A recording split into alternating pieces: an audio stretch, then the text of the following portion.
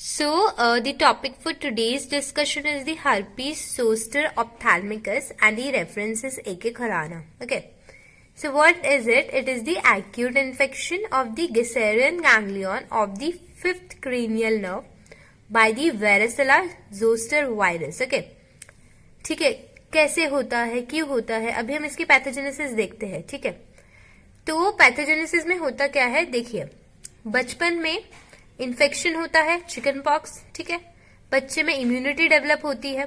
ठीक है, immunity develop हो गई चिकन पॉक्स के अगेंस्ट, लेकिन जो वायरस है वो अभी भी डॉर्मेंट स्टेट में ही रहता है. भले ही क्लिनिकल फीचर्स एराडिकेट हो गए, ठीक है, लेकिन वायरस अभी भी डॉर्मेंट स्टेट में ही रहता है ट्राइजेमिनल नर्व के गैंग्लियन के अंदर. ठीक है, अब होता क्या है कि एडल्ट लाइफ के थ्रू अगर कोई भी ऐसी कंडीशन आ जाए उस इंसान में जब उसकी इम्यूनिटी डिक्रीज हो जाए, जैसे HIV, TB, इम्यूनोसप्रेसिव ड्रग्स अगर वो ले रहा है, कोई भी इस तरीके की कंडीशन, ठीक है, तो अब ये वायरस एक्टिव होने की कोशिश करेगा डॉर्मेंट स्टेट से, तो रिएक्टिवेट करता है and then it travel down along the course of the ophthalmic division of the fifth nerve. ठीक है, तो इसके थ्रू जब वो नर्व के थ्रू ट्रैवल करेगा तो क्योंकि ऑप्थेल्मिक डिवीजन है तो वो कुछ ऑक्यूलर लीजन्स कॉज करता है और कुछ क्यूटानियस लीजन्स वो कॉज करता है.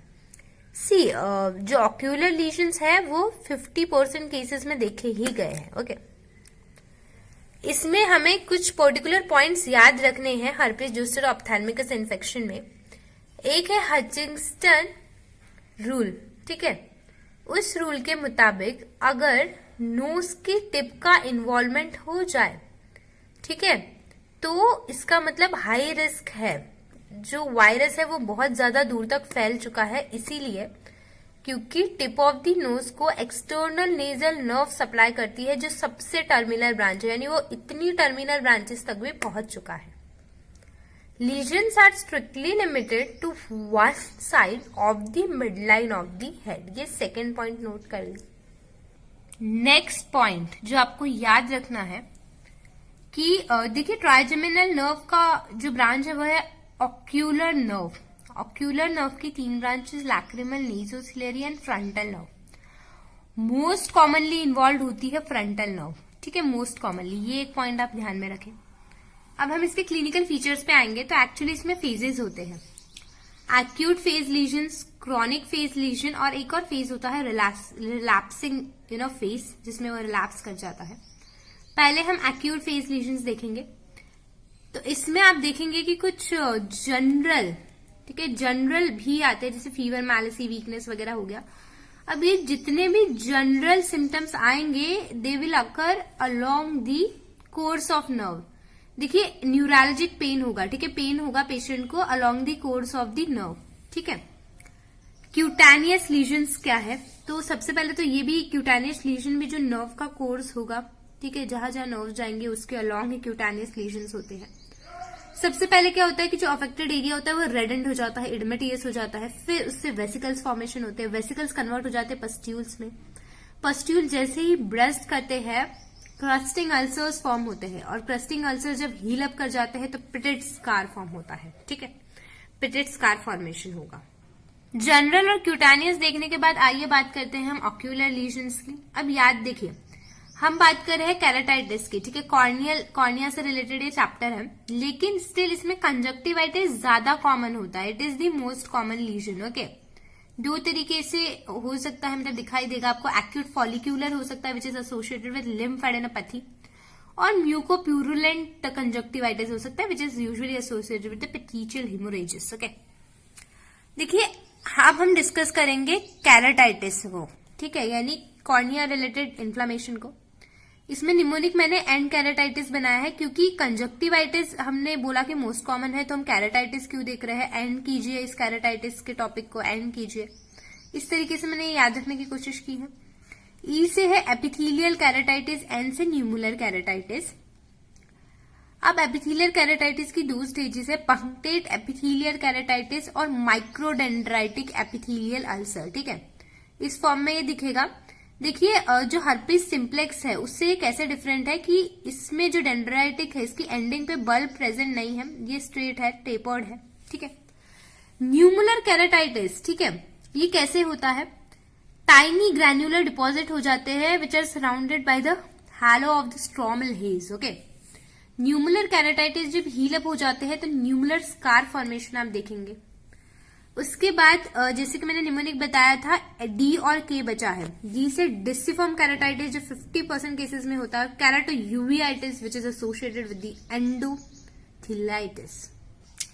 अब हम कुछ और क्लिनिकल फीचर्स की बात करेंगे जो देखने को मिलता है। एपिस्क्लेराइटिस, स्क्लेराइटिस देखने को मिलेगा, आइरेडोस्क्लेराइटिस एसोसिएटेड विद हाइफीमा वगैरह देखने को मिलेगा, acute retinal necrosis, anterior segment necrosis, secondary glaucoma हो सकता है सिन की फॉर्मेशन की वजह से, ट्राबेक्यूलाइटिस की वजह से। ठीक है, ये कुछ फीचर्स आपको याद कर लेने हैं। उसके अलावा इंपॉर्टेंट चीज देखिए, एसोसिएटेड न्यूरोलॉजिकल कॉम्प्लिकेशंस क्या होंगे। ठीक है, देखिए सेंसरी भी होगा, मोटर भी होगा। तो ऑप्टिक नर्व को ही अफेक्ट करता है। मोटर में 3rd, 4th, 6th और 7th इन 4 नर्व्स को ही अफेक्ट करता है।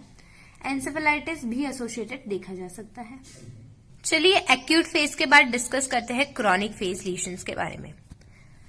सबसे पहले मैं बता दूं, ये जो डायग्राम है ये एक ही खुराना में गिवन नहीं है, बस निमोनिक पर्पज है, इसे थ्योरी एग्जाम में ड्रॉ ना करें। ओके, पोस्ट हर्पेटिक न्यूरोलॉजिया इसमें होता है। देखिए इरप्टिव फेज सबसाइड होता है, वेसिकल्स वगैरह कुछ भी पेशेंट में अभी इस फेज में देखने को नहीं मिलते हैं, लेकिन अभी भी पेशेंट कहते हैं कि उनको पेन की प्रॉब्लम हो रही है, रात को ज्यादा हो जाता है पेन, हीट के पास जाए, अगर कोई टच करे मतलब एरिया को तो पेन और इंक्रीज होता है। एक और कंडीशन देखी गई है कि जिस एरिया में पेन होता है उस एरिया में ही एनेस्थेशिया हो जाता है स्किन का, जिस कंडीशन को हम एनेस्थेशिया डोलोरोसा भी कहते हैं। ओके, बाकी कुछ एसोसिएटेड फीचर्स देखिए, लिड लीजन्स हो सकते हैं, स्कार, एंट्रोपियन, टॉसिस, ट्राइकियासिस हो सकता है। ठीक है, म्यूकस सिक्रीटिंग कंजक्टिवाइटिस देखने को मिलेगा। म्यूकस देखिए यहाँ पे देखिए, कॉर्निया पे देखिए, exposure keratitis, mucus plaque keratitis, 7th nerve palsy, neuroparalytic keratitis. Okay, uveitis, scleritis, ये कुछ कंडीशंस है जो आपको क्रॉनिक फेज में याद रखनी है। अब हम ट्रीटमेंट देखेंगे। ओके, तो आइए डिस्कस करते हैं ट्रीटमेंट की। टॉपिकल ट्रीटमेंट देना है पेशेंट को, सिस्टमिक ट्रीटमेंट देना है। पहले हम टॉपिकल देख लेते हैं।